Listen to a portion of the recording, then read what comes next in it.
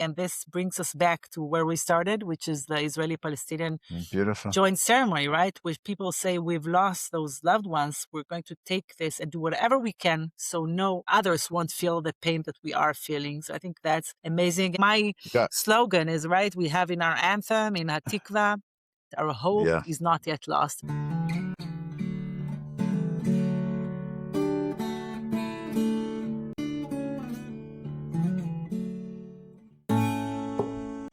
Welcome back to the Pluralist podcast from both sides of the ocean. And this week, we're going to talk about Yom HaZikaron, Memorial Day, and Yom HaAtzmaut, Independence Day. We are now recording while we're going to enter Yom HaZikaron in just a couple of hours. So they're always very solemn and difficult and challenging days in Israel. And this has become even more difficult and challenging over the last few years, and especially since October 7th and under this government. So, Josh, how are you on the other side of the ocean? Hi, Orly, Boker Tov. Good to be with you, and thank you. Of course, I'm sitting here far away, and it's a little bit difficult. These are one of the hardest times, I think, to be away from Israel. When we're watching what's going on and, making our own. There are lots of ceremonies and lots of observances and, celebrations for Yom HaAtzmaut. It's not quite the same. Can you just paint for our listeners a picture of the feelings that you're going into? In a few hours, the siren is going to sound and everyone's going to enter this 24-hour period of deep mourning. I'm thinking about it, really along the lines of one verse that keeps coming up for me. It's the verse from Psalm 126 that we of course, recite before Birkat Hamazon on Shabbat. And in fact, a few people know this. It was actually a runner-up to be the national anthem instead of Hatikva. And the one line I'm thinking about really sort of captures it all is, Hazorim b'dima berina yiktzoru. Those who sow with tears will reap, will benefit with joy.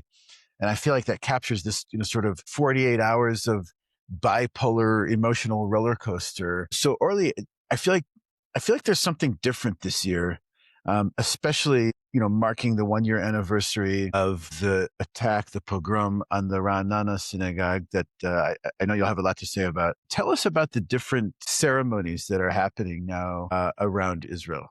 Yeah, so I think as I just came back from the office home to record this, I was thinking about exactly a year ago when I drove to Ra'anana, to the Reform Synagogue in Ra'anana, to attend the screening of the Israeli-Palestinian ceremony, Memorial Day ceremony of the Parents Families Forum and Competence for Peace. And I remember myself driving there thinking, well, they might need some support. Never, of course, understanding what we are all going to experience. And I guess our listeners probably have heard about this, but it ended with a violent mob of hundreds of people storming the synagogue, trying to break in, even succeeding one time. Dozens of people attacked while leaving the synagogue after the screening ended, subject to violence, kicking, having bottles thrown at us, of course, cursing, spitting at us. I had... and you yourself were injured. I was injured. My window shield of my car, once I got into the car, was broken by a stone, and I got a blow to my shoulder. And it was one of my most traumatic experiences over the last 20 years. And I think it was a watershed moment to the liberal camp in Israel as a whole, because it showed so many people what we're up against and the amount of hatred and intolerance to anybody you're not agreeing with. And in this sense, I think it was a traumatic event. And while I was driving today, I was sort of reminding myself about this. So sort of reliving that moment in your mind. Yeah, I relived a lot during the last year, especially I went, to treatment for my, it is a post-traumatic experience for me. But what's even more outrageous is that a year later, nobody was brought to justice. So actually, just last week, I actually was even not notified by the police. I actually entered the system to check what's going on with my complaint, and I saw that it was closed because the police failed to find anybody responsible, right? So there were like 300 people. Nobody was found. They just don't know who did it. Who knows? That's why what they've been doing for a year. It's impossible to figure out, right? Yeah. So Orly, can we zoom out for a second? Sure. And just remind people, what exactly were they so upset about particularly? Was it necessarily that, they weren't protesting a Reform synagogue, even though the Reform synagogue was hosting the ceremony. Just take us through the steps a little bit so we understand the bigger Yeah, picture. well, by the way, yeah, I think the fact that it was a screening in a Reform synagogue did play a role because the Okay, whole, okay. it's more like the one main protest against the screening of the ceremony that took place in many places, but the violence was in front of the synagogue. So I think it was like a mix of a lot of things. But people were, protesting the fact that Jews and Palestinians together are mourning their loved ones. There was a lot of fake news going around in Israel saying that this is a ceremony that celebrates, Palestinian terrorists, which is, of course, rubbish. It's actually saying, we should stop the bloodshed and try to bring about a future of peace instead of just saying, you know, how terrible it is that we've lost so many people, but also thinking, how can we change this reality? And so I know that this ceremony is very debatable. A lot of Israelis feel at this day that it's a time to think about Israelis who have lost their lives, soldiers. This is a moment to be about Right, ourselves, you're right. saying, So right? for many Yeah. people, it's very hard. And it's okay, right? But this is a way that some families who lost their loved ones choose to commemorate this day. And of course, it should be respected. So I think it showed a lot about our democracy and the use of violence to silence critical voices. But, this is just one ceremony that is happening. I can tell you that today I'm going to watch it from home on my computer like I always do. Yeah. But each one, there are a lot of ceremonies in Israel going around, and each one really does it in their own way, which this is how Yeah. it should be. Yeah. I want to ask you about that. Second, I'm just constantly baffled by those who, instead of going to their own ceremony, take the time to go protest someone Right. else's ceremony. I Right. mean, when we talk about, other issues, I'm thinking about like abortion in the United States. My basic premise, it's not terribly profound, but like, if you don't want to have an abortion, Don't. don't have, and if you don't want to drive on Shabbat, don't drive on Yeah. Shabbat. It's by the way, Don't it's tell me that I exactly. can't, Yeah, it's and, exactly what I and it's told. like, Yeah, what I told those protesters last right, year. I told them, listen, it's inside a closed building. It's not even in a public square. You don't want to, watch it. Just don't. But of course, it's, the whole premise of live and let live is something that is alien for those people, right? So it's the same for the wall, right? We have the egalitarian, prayer space. You can go to the segregated one. What do you care? No, it's right. like, having a control over everything and believing that there is only one right way and all the others are like a great, sin. And so obviously, yeah, it's basic, deep democratic principles. I do want to remind our listeners that since October 7th, we have, the big issue of the unbelievable failure of Israel that, did not cause October 7th, but cause, the gravity of Or the the failure to massacre, prevent, the failure to prevent and the failure to, once it's happening, to bring help. So it was like huge to failure. intervene, and to, Exactly. And the fact that there has not been a state commission of inquiry is a very big thing in commemorating Memorial Day because, the families who lost, thousands of families who lost their loved ones on this date are saying, listen, until you actually sit down and investigate what's happened, we cannot bring, a closure to our own mourning. And so on Saturday night, they held yeah. a big ceremony in Habima Square in Tel Aviv, which they called, instead of a memorial ceremony, a forgetting ceremony, Yom HaZikaron, Mm, instead of Zikaron, because they said it's like you have forgotten what we've sacrificed wow. for because you don't even, mind actually checking and examining what happened there. So I think this is like a huge part of Memorial Day in Israel since October 7th. I'm always thinking about our good friend Anat Hoffman, who reminds us that there was no word in the Hebrew language for accountability. She claims to having invented it, right? Achayutiyut, and introducing that to the Hebrew lexicon. And that is exactly to your point, that there has not been any governmental accountability yet for this day that will live in infamy. Yeah, and I think in general, I think first of all, the transition between Memorial Day and the Independence Day has always been difficult, but I think the whole Memorial Day has become almost unbearable after October 7th. I remember the first Memorial Day Yeah. in 2024. I really dreaded it because it's just understanding that so many people who have lost their lives and added to the fallen soldiers and people who died in terror attacks. It's really hard to understand the magnitude, right? Because there's just so many people. And some people say, just pick 1, 2, 3, 4 stories because otherwise you can just get lost and not understand how terrible it was. So I think, like, for me, it's important to tell the stories of people who lost their lives, but also to think, how can we change this endless cycle of violence and bloodshed? And I think most Israelis at this day don't think about that. They think, okay, let's, sort of focus this day on those people who paid, the heaviest price, and of course their families. Fortunately, I don't think a lot of people think about how do we reach peace even in the other 364 days, right? So, I mean, that's one of our problems, trying to bring about a real change. So we would not be adding more and more names. But another thing that I should add, that because on October 7th, so many people died, I think now there isn't one person in Israel that does not know someone who died, on this massacre. And so in this sense, sort of the circle of grief has widened dramatically. I was going to say, yes, exactly. Yeah. Yeah. And look, and, just looking at the numbers that, now in the past year, we've lost 174 soldiers and 79 civilians since the last Yom HaZikaron. We know, I think another startling statistic is that 21 soldiers who fought in the war have died by suicide, which is just heartbreaking and tragic. Yeah.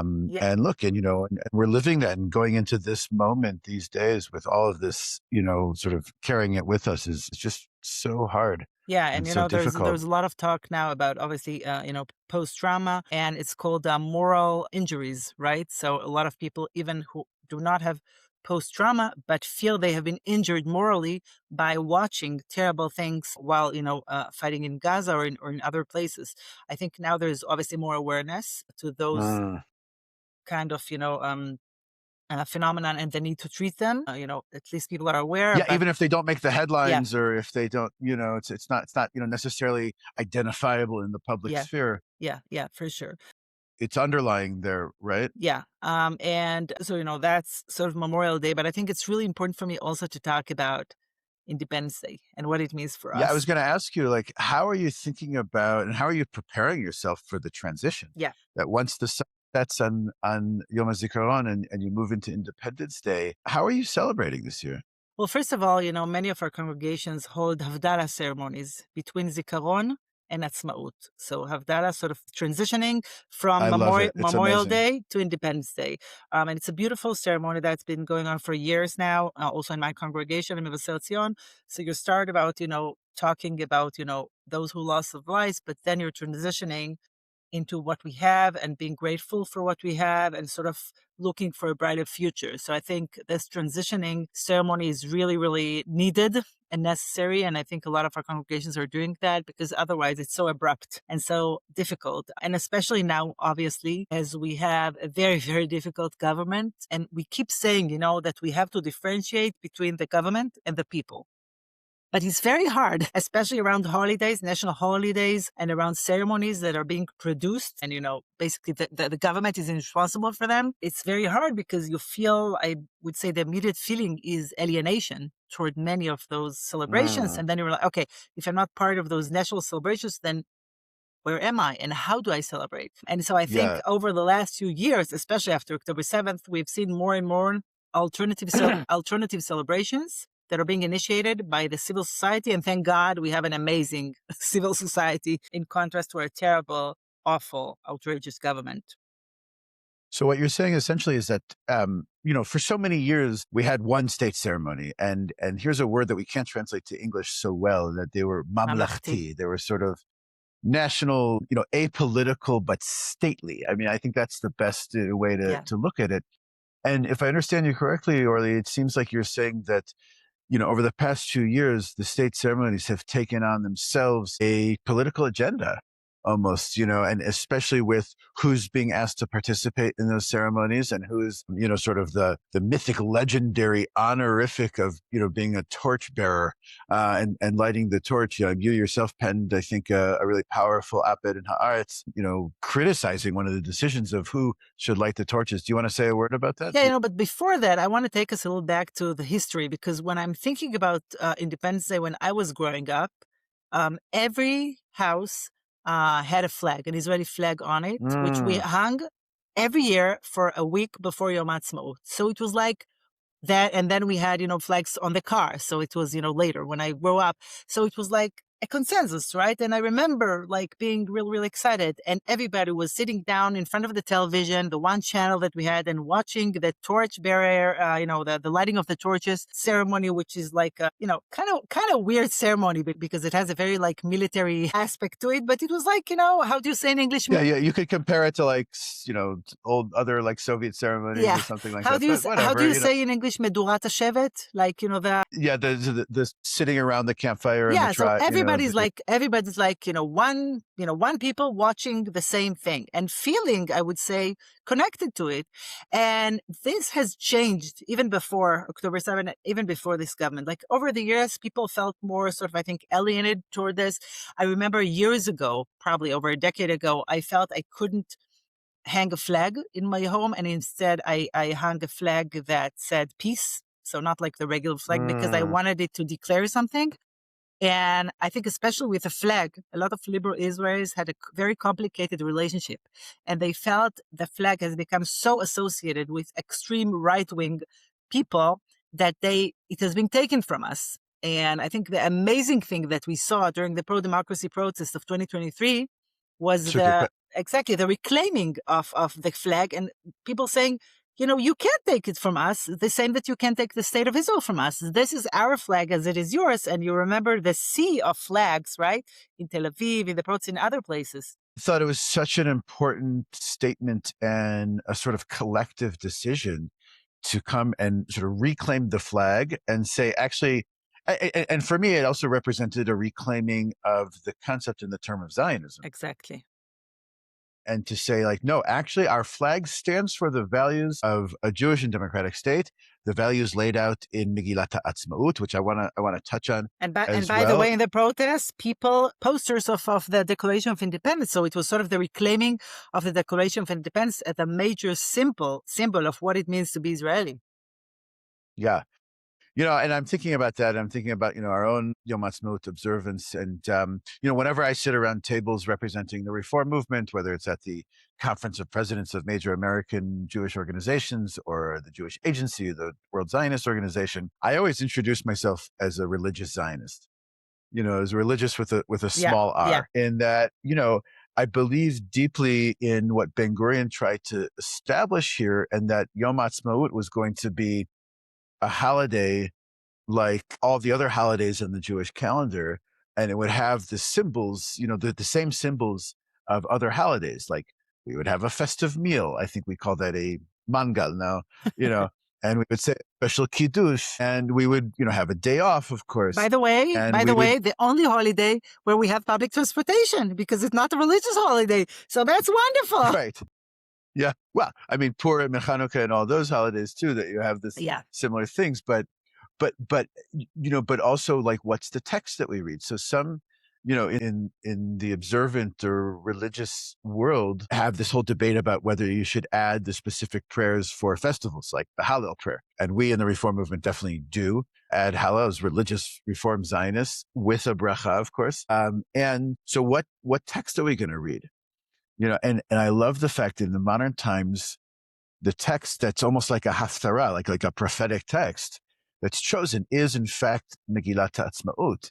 And we read it even with Tamei Mikra, with, Right. tropes. Yeah, there was a But ceremony yesterday at the egalitarian they plaza, got the prayer yeah, of reading the Declaration of Independence in trope that was initiated by the yeah, World Zionist Organization. So that's beautiful. I think really taking this back and saying, this is what matters. This is our motto. This is, why we're here. And this is sort of the light unto nations that we want Israel to be. And, despite the fact that we know how far we are from it, but we have it in front of our eyes.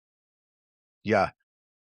Yeah, and of course, the Declaration of Independence itself, Megillat HaAtzmaut, is, it's really divided into two parts. It's one, that tells the story of who we are, establishes our collective narrative, and then also shares our aspirations of what the state can be. And I wanted to ask you, like, what's inspiring to you this year as you enter into these sacred moments of mourning and of celebration?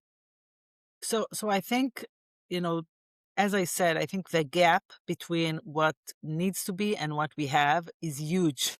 But I think because it's so huge, the vision is clearer than ever. So, right, we have the vision in front of our eyes, and I think the fact that, in the Declaration of Independence, there was, reaching a hand for peace to the Arab nations, and just imagining that they wrote it in the middle of a bloody war is inspiring, right? I mean, look at what happens now, how far we are from peace. So I think and especially the words that are, that the state of Israel should be based on the principles of freedom, justice, and peace as envisaged by the prophets of Israel. So I think this is Yeah. also really Yeah. important in telling Israelis, listen, this is how a Jewish and democratic state should be. This is what Judaism is about, right? Not what we're seeing now. So for me, it's even more important. And as you said about sort of talking about Zionism, there are a lot of talks in Israel, and I know a lot of talks in North America about whether people define themselves as Zionists and what does it mean, right? Especially in the face of this government. And I think we really should relate to it, treat it as we did to the flag, right? So we should reclaim our Zionism and say, Zionism, at its core, and when the State of Israel was founded, as Theodor Herzl, wrote about it, Zionism is not only having a state of our own for the Jewish people, but also having a state which would be a light unto nations, right? A state which would be Yeah. based Yeah. on the values of equality, and really, tikkun olam, right? Making a better society, having, full equality to the Palestinian citizens of Israel, offering peace. This is real Zionism and not what we're seeing now. And as you said, the religious Zionism party with a large R, with a capital R, that's a distortion, right? That's not Zionism. And I think it's important to state it outright and say, take it back, right? And not just give it away, as we say about Israel in general, right? So really sort of taking us back to the right course. I think it's important to talk this with Israelis and with people outside of Israel all year round, but especially in Yom HaAtzmaut. Well, I think that's incredibly powerful, and I couldn't agree more, obviously. And I think that too often I have conversations in the diaspora, and I just spent this weekend with a couple hundred reform movement leaders with the URJ board who are really struggling. And first, I just want to say that for me, Yom HaAtzmaut is a day to sort of sit back and acknowledge everything that Israel has created, everything that has come. And it's like this Hollywood story, if you think about it. Now, I have 364 days to be critical, okay? And to say, how have we not lived up to the dream? And look at the government, and look at the settler violence, and look at the, failure. We know the long list, and listen to all of the other episodes of this podcast. And Yom HaAtzmaut for me is one day to say, okay, let's celebrate. If you call your uncle and say happy birthday, but you're really a difficult person, and I have a lot of trouble with you, and but happy birthday.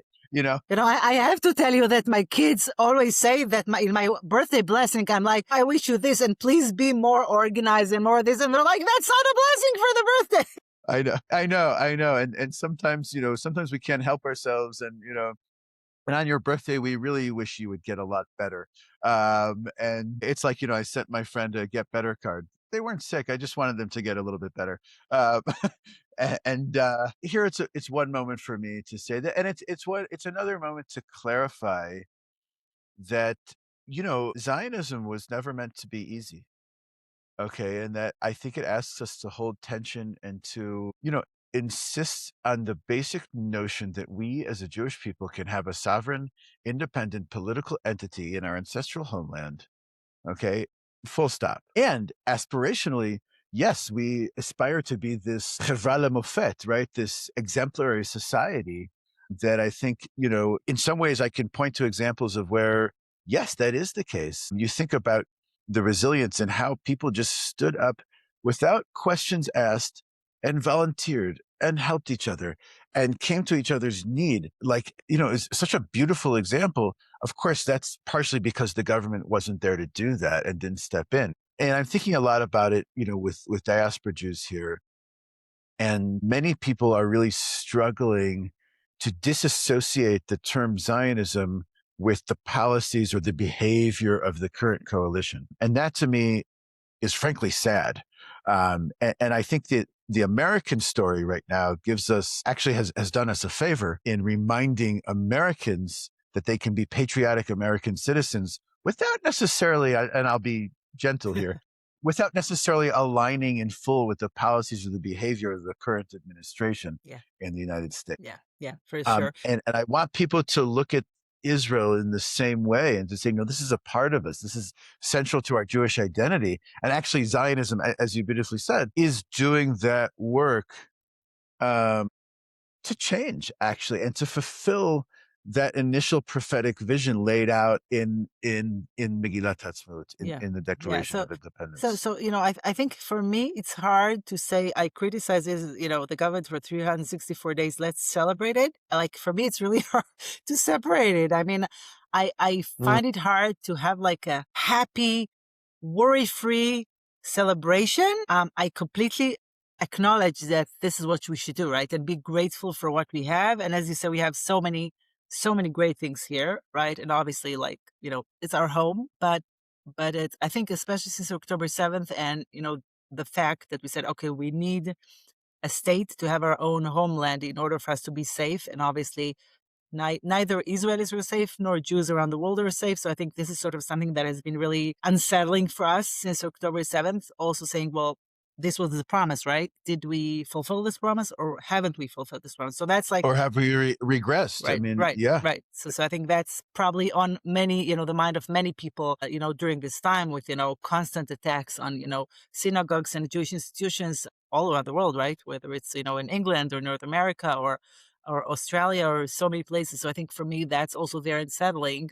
In general, on the other hand, you say, well, the whole world has gone crazy, right? It's not, one state or the other. We are seeing really, really disturbing phenomena, globally across the globe. And then the question is, what can we do about that, right? And I think yeah, one yeah. thing that we should do is to try to make sure that at least the homeland of the Jewish people should be the state that we want it to be, and that it should be welcoming to all Jews, as it should be, as is, written in the Declaration of Independence, really the gathering of the exiles and the fact that it is the home that every Jew should feel at home. And of course, non-Jewish citizens should feel at home as well.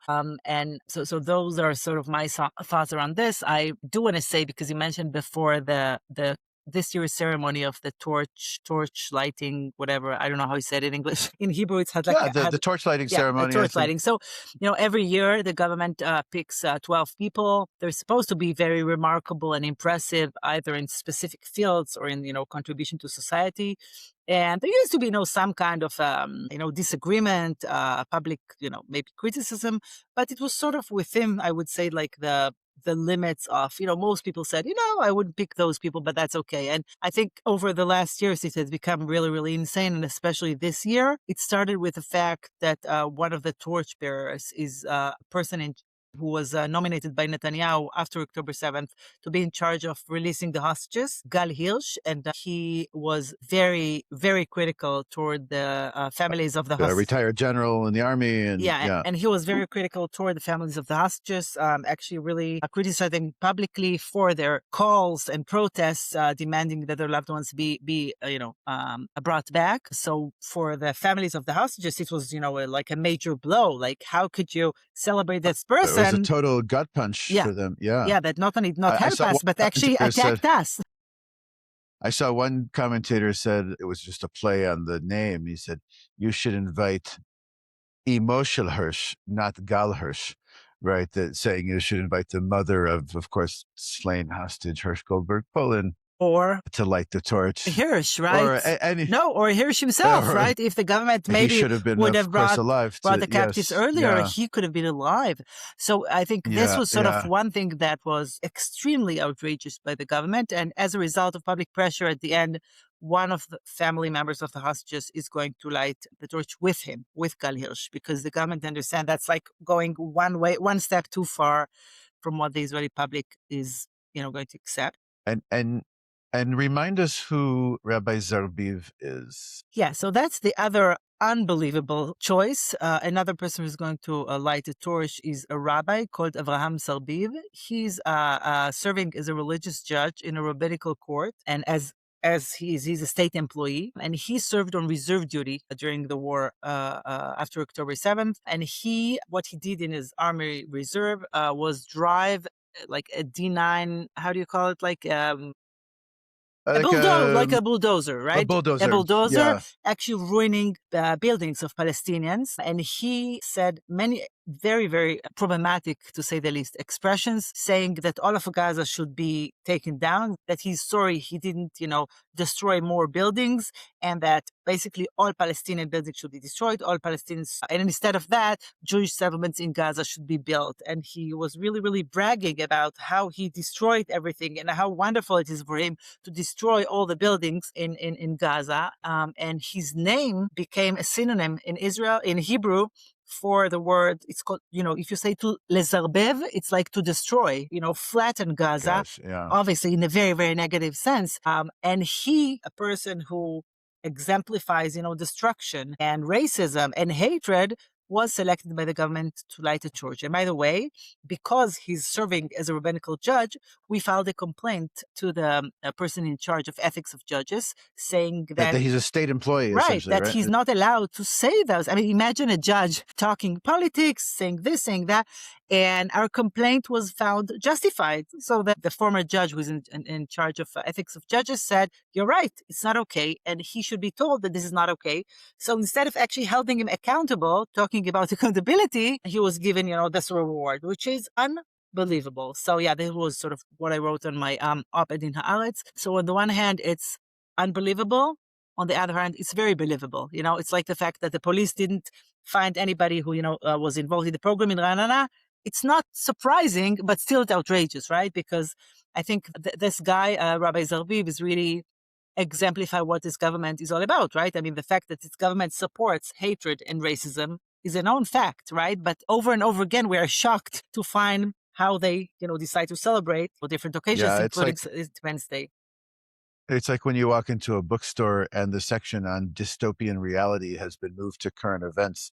Completely. And you can see that. So Orly, just what is the ceremony in Tel Aviv that's happening, and who are some of the torchbearers and that ceremony that we should take note for?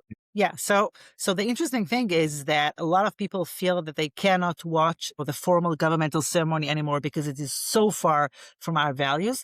And so this year, an alternative torch lighting ceremony is taking place in Tel Aviv in the plaza in front of Tel Aviv Museum, where we used to hold all the protests calling for the release of the hostages. And so that's basically a ceremony celebrating liberal values, democracy, equality, and peace, which is really, what Independence Day should be all about. So 12 people are going to light the torches that are part of either the civil society or other institutions. First and foremost, Rabbi, member of Knesset Gilad Kariv, who is really one of the amazing voices for everything we believe in inside the Knesset. So that's I think it's a great honor that a Reform rabbi lights one of the torches. Yeah, we should be proud. Absolutely. Yeah, for sure. So one of them is Gilad Kariv, and then we have another politician is Bogi Elon, who used to be IDF chief of staff and the former defense minister. He used to be in the Likud, but he has become from the Likud party, yeah, of course. but Yeah. Very vocal critic of the current government. We have some members of the civil society, including those who established Brothers in Arms, which is one of the major protest organizations. We have the CEO of Rabbis for Human Rights, Avi Dabush, who lives in the Gaza envelope and was affected, of course, by October 7th. We have I think we can call him Rabbi. Rabbi, also. yeah, right, you're right. Rabbi Avi Dabush, of course. I'm sorry, you're right. We recognize all streams. Yes, we are very pluralistic. We have members of hostage families, Ifat Kadron, who is the cousin of Ofer Kadron, who was released. And we have a major general, I don't know how you say, Tat Aluf b'miluim in English. Yeah, I think it's a... something colonel. I don't know the ranks in English. A Druze senior army official who used to serve in the army, Amal Assad. So he was one of the people who led the struggle against the nation-state law, which is still obviously a traumatic, one of the traumatic bills that the Druze community in Israel especially fought against. And that passed in 2018. And we have Sumya. He's a brigadier general. Okay, brigadier. Remembered so Brigadier General Amal Assad, and we have Sumya Bashir. She's a Palestinian female leader, very, very impressive. She's from Women Wage Peace, and we have also the woman who established Women Wage Peace, which is Yael Admi, and and many others, civil society organizations and former members of Knesset. So it's really a scientist was at the head of the Israeli Academy for Sciences. So I think really we have talking about being grateful, right? And appreciating what we have. Really, 12 people who are so impressive, who care so much about Israeli society, who have done so much to bring about, to make this place a better place. And so the reform movement is also part of this. I mean, we are, going to, some of our congregations are going to screen that, and we're going to be there in person. So I think this is really what people are looking to do on Independence Day, something, being part of a ceremony that really, really relates with what we believe in. And, the fact that we have to have an alternative ceremony is too bad, but, I think it's still important to have this as a real alternative. The ceremony that we cannot be part of. So tell me, Josh, how you are celebrating Yom HaAtzmaut. Yeah, so I'll be here in New York, and we'll go to our kids' school celebration, and there are a number of different tkasim for Yom HaZikaron. I'll actually be with our URJ board and doing our own ceremony here. And Yom HaAtzmaut is always a time for me to just sit back and reflect a little bit, and look forward to celebrating with many in the Israeli community here in New York, and also trying to inspire our movement and North American Jewry to take a minute to think back and really reflect what this is, and to say, this is an opportunity for us to really deeply engage, to learn more about Israel, to think about how our relationship has evolved and changed, and what we can do to support Israel. And I want to just invite people who are listening now to say, I've heard a lot of people say, I can't support Israel right now. I said, that's fine, but I want you to support the organizations that reflect your values. And of course, number one for me is to support the Israeli reform movement right now. And we know that the movement is in dire straits need of financial support and as much support that we can get. So I want to invite people to dedicate their Yom HaAtzmaut to doing that. I also want to invite people on May 17th in the afternoon. We're going to be holding a learning session that, of course, Orly, you'll be part of, called Israel in Depth. And it's an opportunity for leaders really around the world to join in online and hear from experts on a number of different topics, from politics and activism and advocacy to education, and to how we build stronger partnerships. And so I'm really looking forward to that. So Orly, I think in closing, And I think it's important because I think it's like educating people about Israel is important, right? To really get the complex and nuanced picture of what's going on, because the situation is very, very difficult, it's challenging, but we have to understand that there are a lot of people trying to change the situation, in both our countries. And as you say, I think it's important not to back but actually to lean in and to help us, because we know that what we're doing really is relevant not only for Israelis, but for really liberal Jews all over the world. And I have to say that the fact that so many people care about what we do outside of Israel is really strengthening for me year round. I mean, especially during Yom HaAtzmaut. yeah. And listen, this week I was particularly inspired by two people that I met, and I've met them a few times before. That, of course, is Maoz Zinon and Aziz Abu Sara, who are on tour now around the States, promoting their book that just came out called The Future is Peace. And of course, both of them will have a lot to mourn on Yom HaZikaron, as they both lost, Maoz's family was murdered on October 7th, and Aziz lost his brother to police Yeah, violence during the Intifada. Yeah, during the yeah, Intifada yeah. when he was a young child, and they have committed themselves to making peace. And lots of people will dismiss them as being naive or being too idealistic. And what if everyone decided that they were going to just make peace? Of course, there are people who are always trying to disrupt that, and we know that Israel has threats. And of course, let's hope the ceasefire holds with Iran and with Hezbollah in Lebanon, and of course, what's going on in Gaza and Hamas. All those things are true, but it was a moment of inspiration. And Yeah, completely. I yeah, please. definitely find them inspiring. I can tell you that the Iraq staff went to Nazareth. I think it was almost Uh huh. 2 years ago, and we met Maoz there. It was maybe 6 months after October 7th, and I remember he told us that he can't change the past, but he can change the future. and he Beautiful. decides to forgive everyone and to look ahead and to decide how we can bring about peace. And I think he's an amazing person. I can tell you that in 10 days, I'm going to attend a huge peace conference in Israel for the third time, that he's one of the people who are, he's going to be there and is organizing it. I guess Aziz is going to be there too. And I'm in the middle of reading their book. And I think it's Yeah. important to have the word peace in our lexicon, right? Even if we say, okay, it's not around the corner. Oh, I have it in my phone. Even if it's not, look, my phone has a really nice democracy in Hebrew and Arabic on it. So, and by the way, Maoz gave me this sticker in one of the protests in Tel Aviv. So I think it's really important to talk about this, right? And people say, oh, we tried peace and it didn't work. But then other people say, well, we're trying war over and over again, right? So we seem to be able to try this all the time. Why not try peace again? So I think having this vision in front of our eyes and trying to bring about leaders who talk about this is a huge step forward. So I think it's really, really important to get Israelis to talk about this. People hardly talk about this anymore. We always say, we used to have songs, right, talking about peace, right? And, children used to sing songs about peace, and this does not happen anymore.